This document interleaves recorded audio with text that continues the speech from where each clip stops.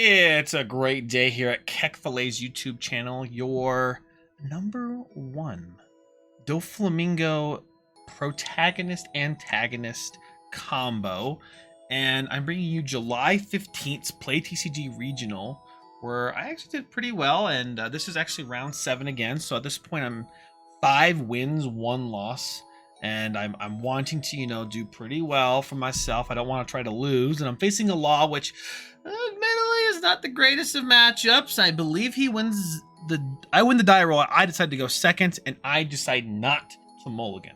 I think it's pretty good to make sure Law goes first and you go second, especially when it's frustrating them quite a bit. And my opponent's pretty cool. I am going to be skipping quite a bit in here. There's a lot of thinking. We actually had a lot of talking going on between us two. It's pretty friendly, but I'll be skipping through a little bit of content here, but you won't be really missing any part of the game.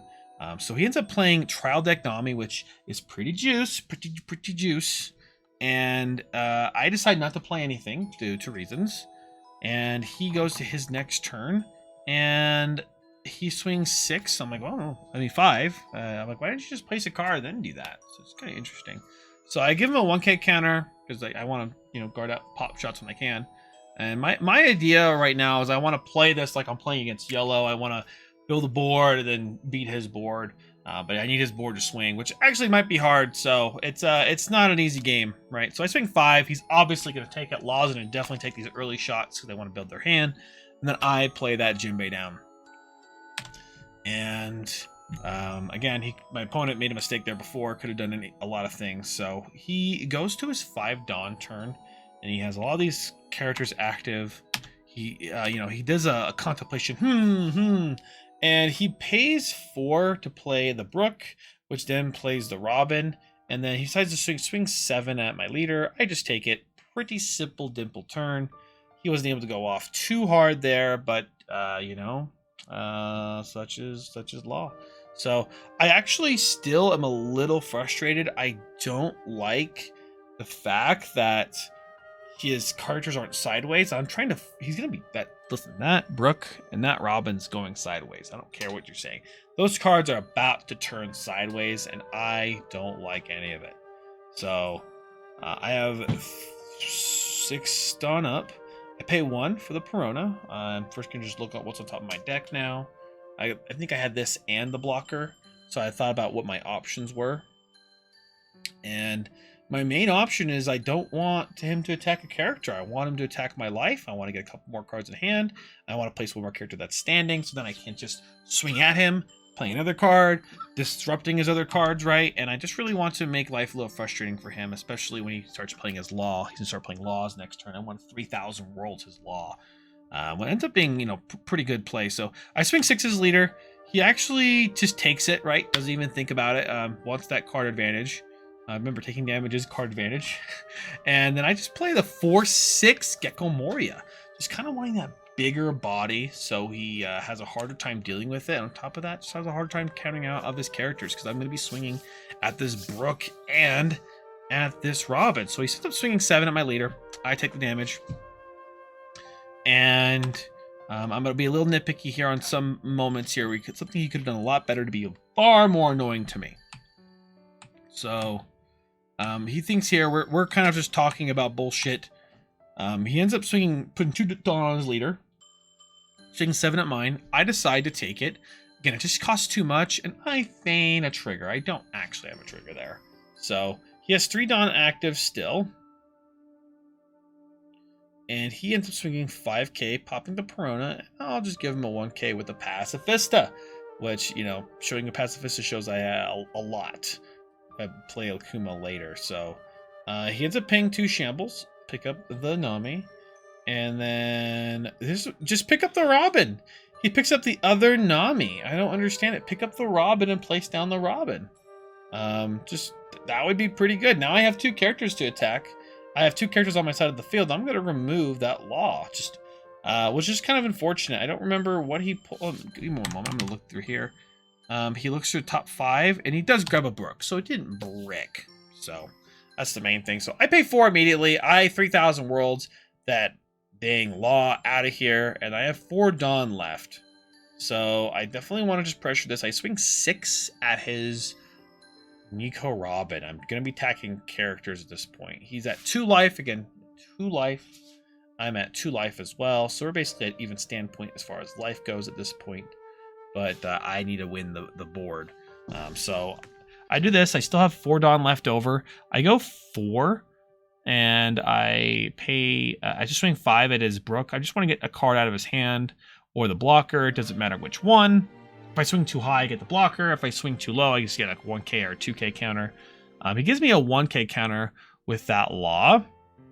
And then I swing 5 again at that Brook. So I ask him basically for a card again. And he, believe, gives me a... He has to give me something, right? So the thing is, his objective now is not my life. It's my board. He needs to deal with my board. I pay 4 for the Gecko Moria. Picking up a Perona. It's the only thing I can pick up. And I mean, he could go for life and just pray, or he could go for characters and also pray. But I believe he just goes for life this game because my characters are too annoying to hit. There's 6k power. There's one that KOs the target when he attacks it. So not exactly the most ideal, but he's on his 9 Dawn turn. Oh, looks like someone in the chat. You can't pick up Perona, or yeah, you can. You can pick up Perona. It's a Thriller Bark. So he plays the 4-cost Brook,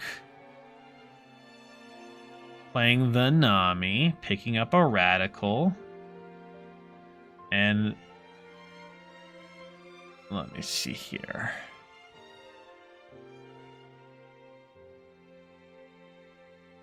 I want his characters to go sideways still. I have to be able to deal with his board. He thinks here for quite some time. And he swings 7, attaches 2. Swing 7, probably at my lead. I give him 2k to 1k. I need my life to stay healthy. I really want to play a Mihawk this next turn. I need my life to stay at least healthy enough. And he's going to shamble. He's going to pick up the red card. Putting down the Law. Picking up the red. Putting down the Brook. Brook skill. Put 2 on this. Swinging. He has 2 Dawn here. He has Radical Beam in hand, which is pretty strong. But he decides not to do that. He goes 8 at the Moria. And I have to either guard it out or let it die. I don't need it because he has the 1 Brook sideways. So I don't need that at all. Especially with my limited hand size. I don't even know if I could counter at the time. So that's the main thing. I pay 9 immediately. Bottom decking the Law. He puts it in his trash by accident, but then puts it on bottom. That happens all the time. I'm not too worried about it. So I go 5 at his Brook. And his Brook is going to give me a 1k counter with his Law. I'm going to go 5 again at the Brook. Again, I'm trying to eat his hand up alive. That is my goal here. I have 1 Dawn active for a reason. I don't know. And I go 6. He actually does it with Chopper there. So pretty interesting. He goes to a pretty limited hand. I believe it's either 3 or 4 cards. I believe it's such a few amount of cards. It's going to be hard to shambles unless he hits what he needs to hit. So, well, I guess he has 2 Namis in the hand. That's like the main thing. So he plays on the Nami. Let's see what he hits here. He hits a Radical Beam. So now he has a 2nd Radical Beam. I know he has 2 Radical Beams in hand, you know, just from going the game.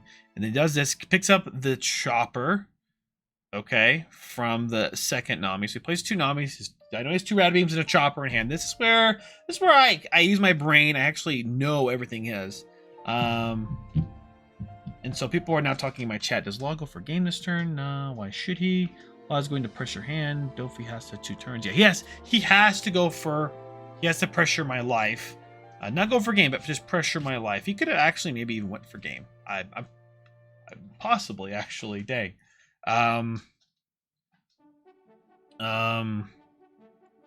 That's sort of the risky portion of the game, right? My card now has 5 cards. Yeah, I guess I had 4 before. So maybe he could have went for game, actually, if I thought about it a little bit more. If he goes 9, 9, and 9. I guess he can't do that. 7, 7, 7, 8, and 8. 8, 8, whatever it is. He's just going to be pressuring board, but I can kill him on the following turn if he's not careful. So he then swings 5 with Brook, and most likely at my lead. And he does also, by the way, kill my other card. He pays 2. He shambles, gets the Luffy standing, and And this makes it really hard, because if I place a blocker, he actually just might kill me with a couple turns in like a non-block. So I actually think here for such a long time. And I'm kind of reading over the everything here. So I know he has 4 cards in hand. 2 of them are rad beams. So it's both 2 1Ks, which sucks.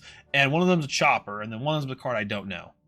And he has no blockers, but I can't deal 3 damage to him with 3 cards attacking when he has 2 rad beams. It's just too much counter.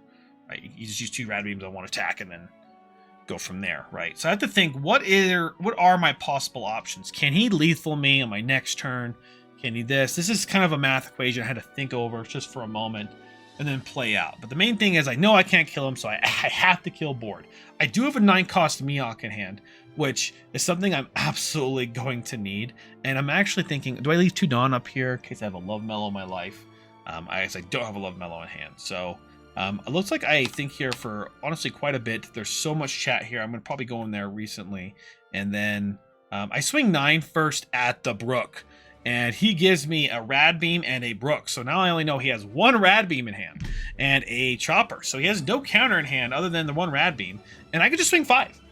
Like, this Brook is going to die. It doesn't matter what I do. And I think to myself, wait a minute, everything's changed now. It died. He still has a Rad Beam in hand. What am I doing? Like, this is great. Like, I almost swung 9 at him. Like, to deal 1 damage. That made no sense. And I'm like, wait a minute. Oh, I have an option. So I think here, really stressfully, he has these characters. Can he just swing 2 times at me really big? Is my hand healthy enough? I think my hand was healthy enough. That's why I decided this. I had enough 2K counters that this was my only way out, and he has to go for game anyway next turn. And I just need to bottom deck this Luffy hardcore. So I'm doing pretty big brain things here, right? And I swing 6 at lead. He ends up taking it. I pay 9, placing the Mihawk. Bottom decking his Luffy. He put it in his drop. Doesn't matter, guys. I know he did the wrong thing there, but it's just a-okay. And then he goes to his turn. He now has 4 cards in hand because he drew that card. I know one's a Rad Beam, one's a Chopper, and essentially I have 3 attackers. I don't know if he'll be able to guard these big attacks coming at me. He can definitely kill maybe 1 Jimbei, right? And then maybe stall. But I'm still going to attack with leader and a big guy. So he actually plays the Machina, which actually puts me for a shock here. Putting this Nami up to 9, and I'm thinking he's at 9, so he has 5 Dawn left. It's just the biggest thing he can do is swing for 10. So I decide, I had enough counters to counter out 10, by the way. So I decided to take that first one, just in case he switches course and plays down a blocker, has this, has that, right? I need him to commit to the 10K thing so he doesn't have counter left over for events. So I swing 10, give him a 2K, 2K, 1K, and I still had a 1K left over. So I go to 11 with 4 cards, and I still had, so 2K, 2K, 1K, 1K, and I had a 1K. And then he just scoops it. He shows me he has a beige Capone there, and my chat's like, oh, 2K's damn, 6 and 1. What a Chad, the GOAT. And I really do appreciate my chat. I do want to shout out to my Twitch. I had quite a bit of viewers this last weekend, and I'll be streaming again on Sunday, July 23rd, and I should be going ham with that, and I really appreciate everybody watching my games there, and hopefully more games in the future.